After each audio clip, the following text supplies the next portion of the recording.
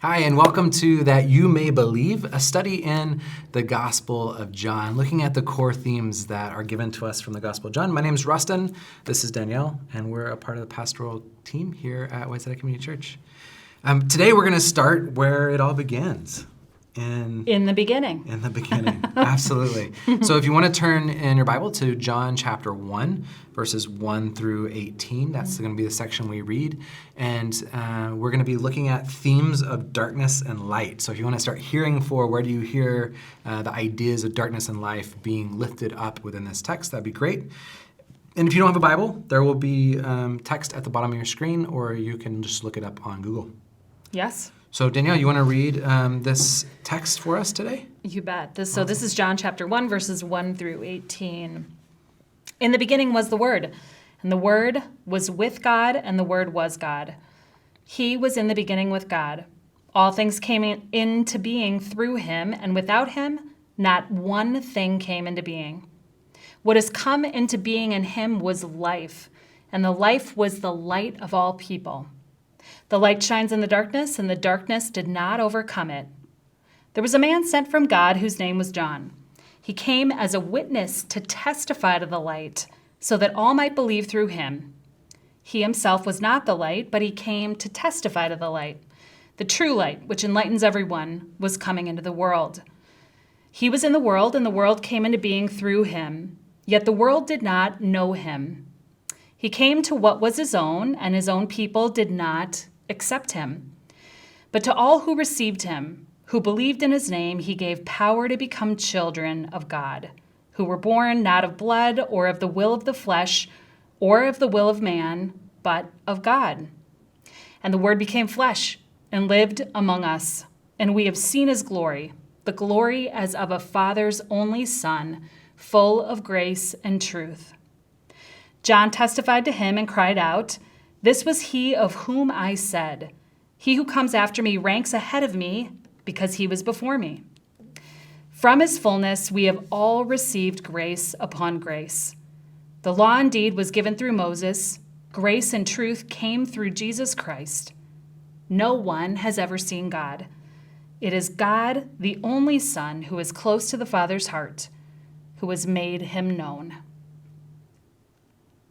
There is a lot in those 18 verses. In a way, I was just thinking as I was reading this, you could actually sum up the majority of the Christian faith with these 18 verses. True. That's a bold statement, I know, but really. No, I mean, so a lot of where I'll be coming from in this study is coming from one of my mentor professors, Stanley Marrow, who was a Jesuit who wrote his life work was on the Gospel of John. Mm-hmm.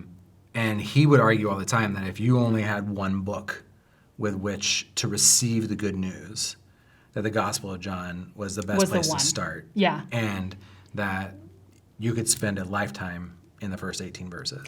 And you can tell, kind of back to your introduction yesterday, you can tell that the Johannine community is reflecting back through their own eyes of the life of faith and through tradition to sum up what Jesus meant to the world. That's really what they're doing here in this passage. Absolutely, right? I mean, the whole in the beginning part is coming from the start of Genesis, right? They're recalling back to the Hebrew text of what was in the beginning. Where does Jesus land whenever God's creating everything? Well, and this has been referred, right? I mean, it's been referred to as the second Genesis. I mean, totally. The second beginning.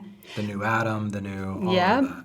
Yeah. And very important, I think, to know, I don't think I was taught that Jesus was not an afterthought. I think I was taught that Jesus was this sort of like rescue plan or this way that God made things right after we screwed it up. Right, that God screwed up or we screwed up, somebody screwed up. Yeah. And Jesus was the rescue method. Yes. Yeah. And I think and I feel like the Johannine community was calling out for us the truth that Jesus is always there. Yeah. It's very interesting. And I think, what I see very deeply in all this too are, again, these symbols and these metaphors that the community of John is just shoving and packing into this text, where if you don't start to unveil the signs and symbols and all of that, that they're coming to the table with as listeners, then we miss the beauty and the fullness of what this text is trying to say. Yeah. Because we just read them, right? So one of the things that postmodern philosophers would say is that a word, right, any word is just a sign pointing to an idea, right? So when Yeah. I think of love, I have this idea in my head of what love means, and my brain makes a connection between that word and this idea. Yeah. And part of the struggle, a postmodern philosopher would tell you, is that words' meaning change over time, Yeah. right? So like we may Right. believe this means one thing then, but over time, a word begins to mean something else. Yes. And so in the midst of that, I think part of what we have to do together as we dig into this, the themes of this text, is really start pulling out some of those and saying, okay, what does this mean? Like, what does John mean by this? But how might we read this differently? And how can we come together to find some sort of deeper meaning in the midst of it? Yeah. Because it's just full of them. I was highlighting as you were going, but the word, the logos, right? That we talked about at the opening, that this logos idea was a philosophical idea that was like in the primary market at the time. Yeah. Then you have this light and darkness, and how light and darkness play off of each other. Then you have the idea of flesh, right? This was one of Paul's favorite metaphors about, like flesh is one thing and spirit is another thing, and how do these two things come together? So it's just all kind of wrapped up together in this really tight 18 verses of the opening part of John. John, the first chapter goes a whole nother about 18 verses post this, right? Yeah. So it's a lot. It is And a lot. It is beautiful. I mean, it's poetry too. The other thing we have to acknowledge is, like, in terms of form, this 18 verses is very much poetic in its nature. I mean, these phrases, testify to the light, from his fullness, we have received grace upon grace. I mean, these really kind of things that are note card worthy, Totally. things that are aspirational, things that encourage us to be better than we already are, I think. Yeah. And It John is a was good thing. good at those. The community of John, like, had rooted himself in those. Like, part of what we were talking about even kind of off air was how many of these things from this text are unique to John, right? You had pulled out some of them of Unique to John, but in our memory or in our minds, they represent the gospel. I mean, Totally. the four gospels all together, but Yeah. a lot of them are John stories. Yeah. Like the Yeah. woman at the well, woman at the well, Huge one. wine into water, Nicodemus. or water into wine. Yeah, I like that Yeah, one. I think that's supposed to Yeah, be. Yeah, that's why they were so amazed, Totally. wasn't it? Yeah, Nicodemus, you're right. The stoning of the adulterous one where he draws in the sand. Yep. What's he writing? No one ever knows. Yeah. Yeah. Yeah, so there's just tons of them. And so we'll get at some of those in the coming days. But today we really want to focus on this kind of sign or metaphor of darkness and light and what John is doing in that. And we could talk for truly weeks on end just about that, because it's a primary symbol within the fullness of John's text. Like, over 250 occurrences of darkness and light playing through the entirety of the gospel. Well, and I would go as far as to say it's a primary symbol in all of our lives. I mean, I think darkness and light is almost the human condition on some level. It's our sort of most beloved stories are about dark and light. Star Wars. See, I was just about to mention your husband. Yes. Right? Because your Right. husband, like I'm not a Star Wars guy. No offense. No, don't write me letters about that. Because I just don't. Just care. pray for him. Yeah, Just a lot I just of don't. prayer. I don't actually care, but I'm glad people do. But that whole story, right, Yeah. is a metaphor between the fight of light and darkness. The dark side. I mean, it literally is It called the says dark it. side. Yes. Totally. Yes. And if you want to see a podcast on that, just talk to Brian, because I'm sure he can find you. Right. Nerdsonearth.com. So this darkness and light, it's kind of a duel, right, between the light and darkness, and it's definitely the most obvious theme within the Gospel Yep. of John. And as we said, it's found on almost every page. And part of what we have to acknowledge is that these symbols like darkness and light, convey not only a message, but in many ways they are the message themselves, right? So like we can't lose sight of part of what he's hoping that we find in our belief is a way into light. Right? Yes. Not just a connection to Jesus in a relationship, but truly a relationship with the light. Well, the light comes into the world, right? Yeah. And changes everything. And that even this very specific way that John the Baptist is, 2 different times he testified to the light. He was not the light, but he testified to the light. I think almost inspiring us to do the same. What are the ways that we can testify to the light as followers of God? Totally. And right, the other side of these symbol pieces are that we have to recognize that these symbols for John and the Johannine community are drawn from social, cultural, religious, and historical contexts. So they will shift, right? They're going to shift for us and them. And, I think one of the things that we've talked a lot about is for John, not only are these dueling realities, but part of what I think you and I see as well is that frequently we find God the most clear in darkness. Yes.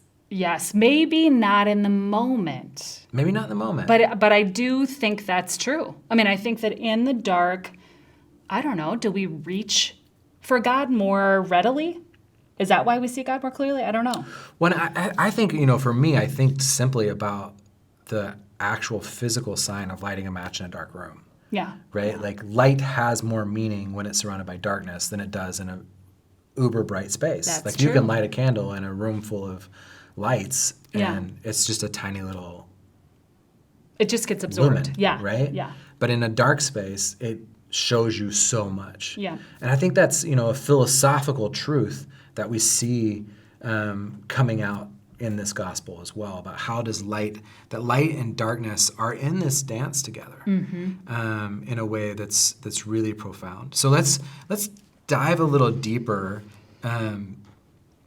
into this text that we just read, where Jesus announces by chapter 8, he announces that he's the light of the world. Yeah.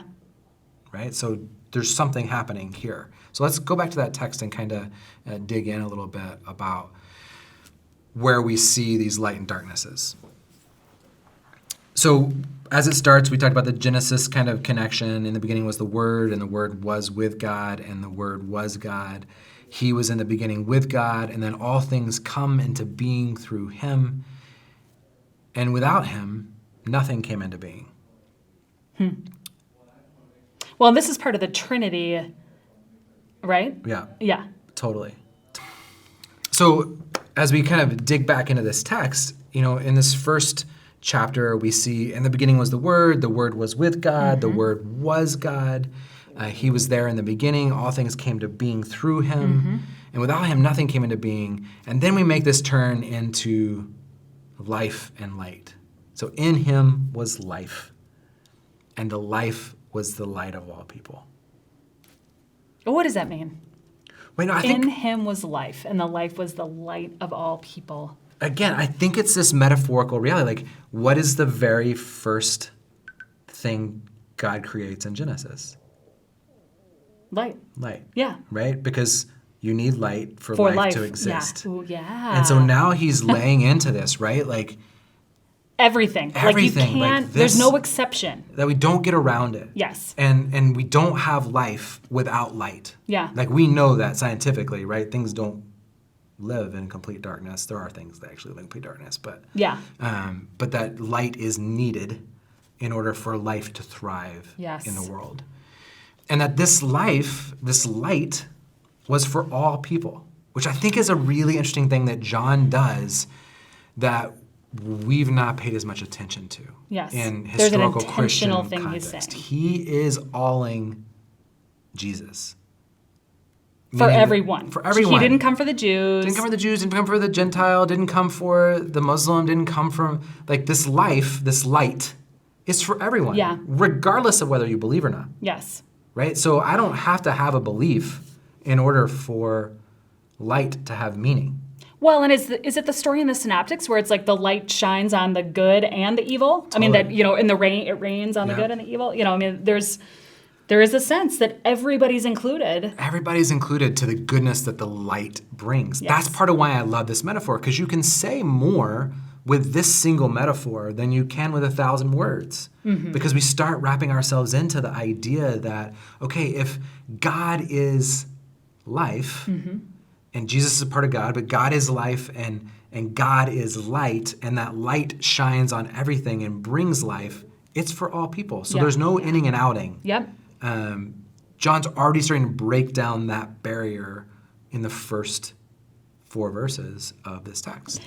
And I think it's important to note that the sort of the inning and outing is the human thing we do to these texts, don't you? I mean, I think Yeah. it's both our attempt to make sense of it all, but it's also our attempt to make ourselves feel better. Yeah. Because let's face it, a lot of times we don't feel good. So we're trying to sort of make ourselves feel better. And I think that John is really working to say to us, don't worry about that. It's not your business. Just live in the light. Live in the light. Totally. And then, verse 5, he jumps in, the light shines in the darkness, and the darkness did not overcome it. Right? So light wins. So at the very beginning here, if you compare this to Revelation, and coming from the same community, like people who want to make Revelation some like huge metaphorical reality, I'm fine with that, as long as you understand that what this means is the light wins, and it wins for all people. Yes. Like, it's not winning for a select group. Yeah. Yeah. The darkness is overcome for all at all points, because darkness can't overcome light. And that just makes me want to cheer. Like it really does. I get so excited about that. And what I have found, I think in our current reality of life the last 10 years, there's kind of been a theme in storytelling, movie going. Have you noticed this? Where Totally. like the bad guy wins and the Yeah. dark actually wins. And I find I am longing for the light again in that way. And I think it is, there's so many reasons for that, but these passages, I think, can call us back to what brings us life. I mean, to bring it full circle to what Totally. brings us life, and that is the light. Yeah. I think that's why, like, if we're looking for things to watch in this moment of pandemic, I think there is some value in watching things that Are boost hopeful. life. Okay, so here's one of them. Yeah. This is the most ridiculous thing you're going to ever hear me say. But Disney Plus is like this thing that's out now, Homeward Bound, this story of these 2 dogs and a cat Yeah. that, have to get back home. My family wanted to watch this movie. I was like, this is going to be the worst hour and a half of my life. Oh my gosh, I was crying. And at the end of it, the next morning, I said to my whole family, I was like, I needed that so much. I won't ruin it for you, but they get home. And so I just needed them to get home. I needed a happy ending. And That's I think so that John is sort of tapping into our desire for a happy ending, for God to finish the work he's already started. Yeah, and when you think about this being like a prophetic prequel to the rest of the text, like he's telling you in the very beginning, where I'm going with this, light wins for all. Yes. It's like you saying they are going to get home in Homeward Bound, right? I personally hate movies where animals talk, but I totally get it. It's Sally Field, though, and I Michael don't J. care. Fox. Yeah. Oh my gosh. I appreciate that. I appreciate your value for it. really good. But I've watched 2 or 3 things recently that I won't even tell you I've watched on screen. I don't want to know. But like, they are very dark, and I'm like, yeah, that just wasn't good for me in this moment. It was the Tiger King, wasn't it? I did watch I Tiger didn't watch King, that. but I know he it's- did. Yeah. Anyway. Yeah. So this is a part of, what this text does is it provides that hope. Think about the community of John. Part of what they're trying to instill is this realization in a world where everything around them is falling apart, right? If this is from the Gospel of John, he's been exiled. Yeah. So this community is a group of people who have gathered around an exiled apostle, Yep. and they're trying to speak hope into a world where people are still being crucified on stakes on their way to Rome, where the collapse of Rome is happening, where all of this, where the world's falling apart, and they're like, light's gonna win. And by the Light's way, gonna win. It's gonna win for all people. well, and the other thing that they're responding to is that Jesus said he was coming back for them. Jesus said that this wasn't going to take very long. And all of a sudden they're like, it's been 90 to 120 years. Right. What are we supposed to do now? Does this even matter? And the community is saying, yes, this matters. The story is still unfolding, even if it's unfolding slowly. And don't we feel that way today? Totally. Oh my gosh. Totally. It's the human condition. It is the human condition. And so I think, part of our challenge for today and for this week of looking at light and darkness is to ask yourself the question, where is darkness affecting your life? And where do you see light breaking in? And I would say, I believe this in so many realms, but I would say there are ways that light and dark come at us, and there are ways that we aid in the light or the darkness. Totally. And this is and it's just like suffering, right? There's suffering that comes upon us out of nowhere, and then there's suffering that I bring upon myself, Totally. that I've created. So this is a really powerful question to consider. Yeah. And so part B of that question would be like, where are you causing darkness and light? Absolutely. Right? Because Yes. that is where John's going to go with this, is by the time we get to chapter 17, Jesus is going to hand everything over to us and say, it's yours now, Right. right? All this light's yours. Yep. It's already in you. You're connected. Yep. What are you going to do with it? Are you going to testify to the light or are you going to testify to the darkness? Yeah. Yeah. Yeah. So that's the challenge for us in the coming days. And our hope is that in whatever situation you're in, that light would break through your darkness, because darkness can never overcome light. So go in peace. And walk in the light. Walk in the light. Mm-hmm.